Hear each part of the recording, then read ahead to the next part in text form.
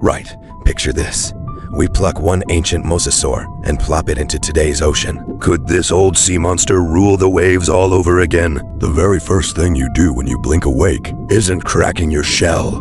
Oh no, it's taking one big dramatic breath, and a gulp of freezing seawater goes barreling down your throat. Congratulations, you nearly died on day one. Oh, forgot to mention, you can't breathe underwater. Whoopsie. So you paddle upward like a maniac, punch your head through the surface, and suck down one enormous, desperate lungful of sweet air. There we go. Crisis averted. This, friend, is your first big misunderstanding with the sea. You assumed you were a fish. Bless your heart, you are not. You, my friend, are a lizard. Your ancestors flopped at the whole land gig, so they took their talents to the ocean. Which means, just like every land animal that ever waddled back into the water, you've got to keep surfacing for a fresh gulp of air.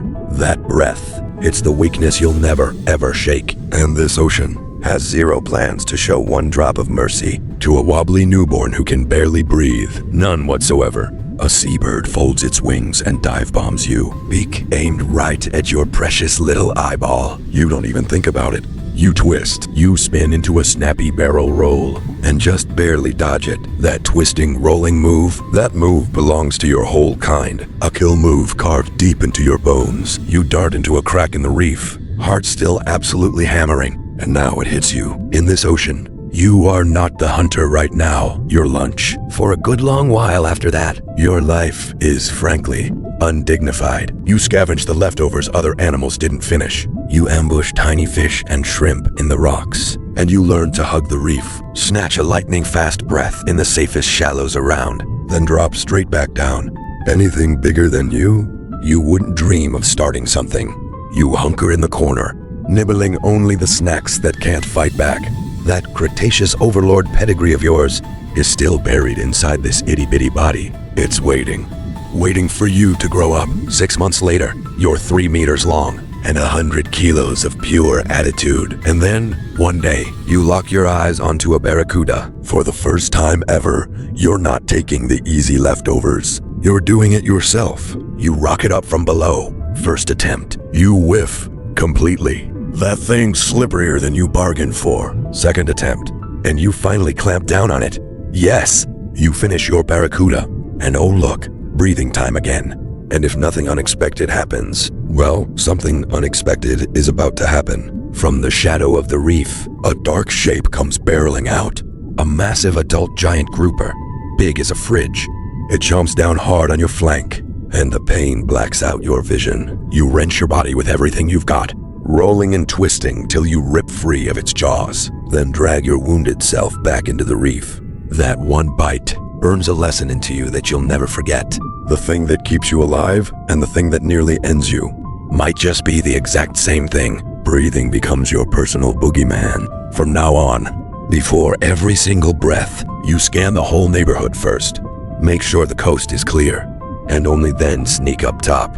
Slowly but surely, you bulk up another size and start going after the bigger, meaner, more annoying prey. One day, you eyeball a big chunky moray eel, thick, long, and greased up like a buttered noodle.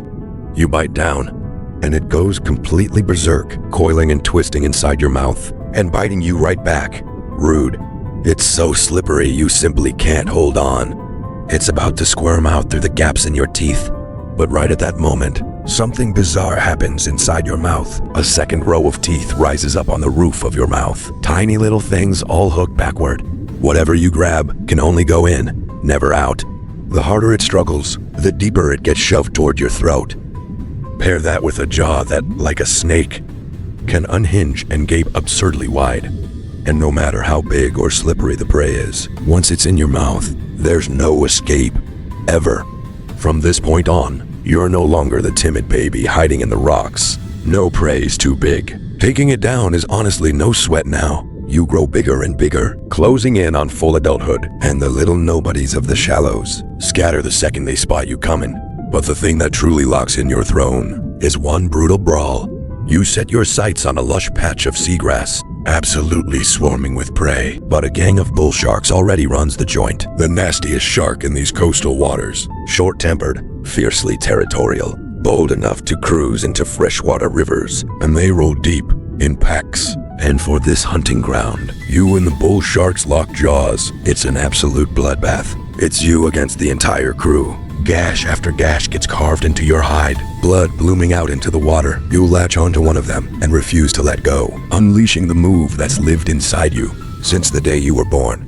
The death roll. You bite down on it and spin furiously on the spot, and no matter how it flails, it cannot get free until it goes completely limp. The rest of the pack, thoroughly spooked, slowly back away. You won, and for the first time, you understand that wearing the crown means bleeding for it. Battered and dripping, you swim to the edge of your freshly stolen turf and survey your brand new kingdom. But the realm you rule is just this thin strip of shallows along the shore. Further out, that deep, wide open ocean. You've never once set fin in it. Your wounds heal, and you grow into a genuine, certified colossus, a full-grown Mosasaur. Over 12 meters long, these shallow seas technically still have one other king, a great white shark. The instant you glide into its turf, it's already rocketing at you from the side, hoping to teach you a little lesson. You juke to one side, whip around, and chomp down on it instead. And then, the death roll. The great white's whole life has run on speed and sprinting, and your clingy up-close cuddle leaves it hopelessly lost and dizzy. The more it thrashes, the tighter you wind it up. You win, and you win without breaking a sweat. Way too easily.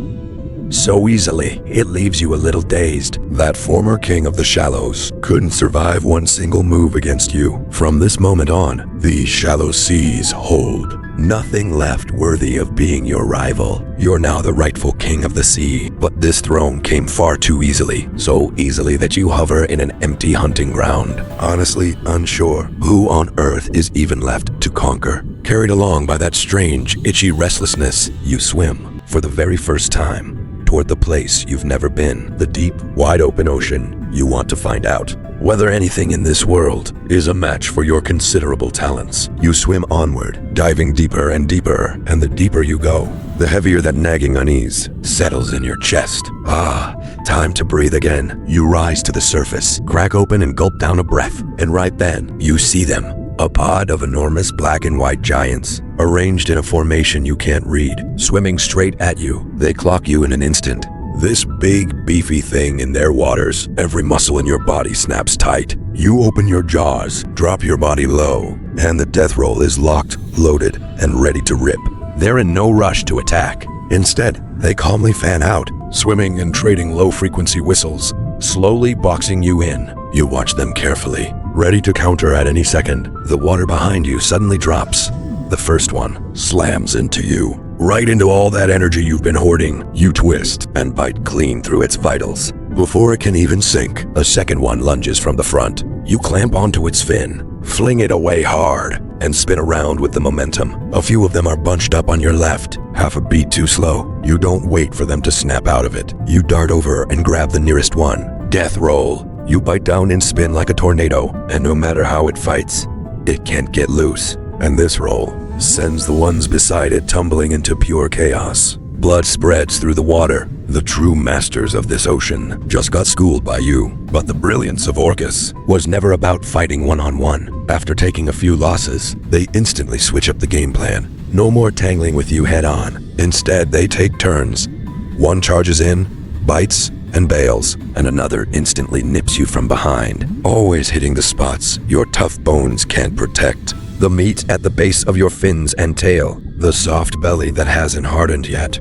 But the thing that truly threatens your life isn't their teeth, it's that breath of yours. The harder you fight, the more starved for oxygen you get, and the more desperately you need to surface for air. And those few seconds up top are exactly what they've been waiting for. The instant your head pokes out, before you can even catch that breath, two of them have already latched on from below. It's not that you can't beat them, it's that you can't outlast them, and you simply have to breathe. You shake off the two orcas biting you, spin and grab another mid-sneak attack. Frantic whistles erupt behind you. The orcas you wounded have called in reinforcements. In the distance, another wave of black and white shapes pours in. Racing toward you, you already have 12 open wounds, bleeding till your head goes light. and it finally clicks. If this drags on, the moment their buddies arrive is the moment you die. So you turn and bolt. The pod of Orcas chases you down relentlessly, and just as you figure this is where you check out of the gloomy depths ahead,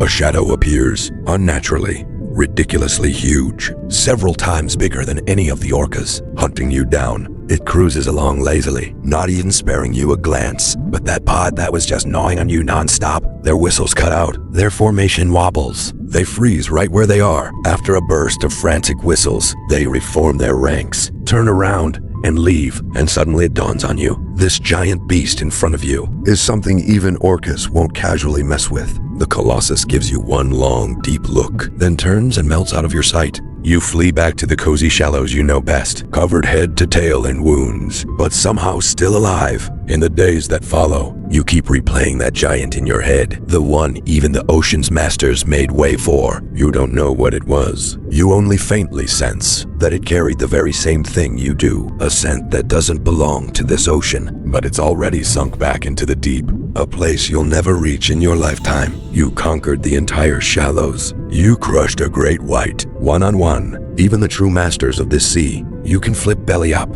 and yet you still nearly died at their fins. Not because they were stronger than you, but because of that breath you can't forget and can't live without. The raw nerve of your ancestors to take to the sea gave you every ounce of power you've got today. But from the very day they slipped into the water, you've been stuck with one deadly little catch. You have to surface. You have to take that breath. The thing that let your ancestors charge into this ocean and the thing that nearly killed you today are, in the end, the very same thing. You fought tooth and nail to live as king of this sea, but in the end, the thing that truly traps you was never the rivals who were stronger than you. It's the part of you that you can never shake off, the self that belongs to another world,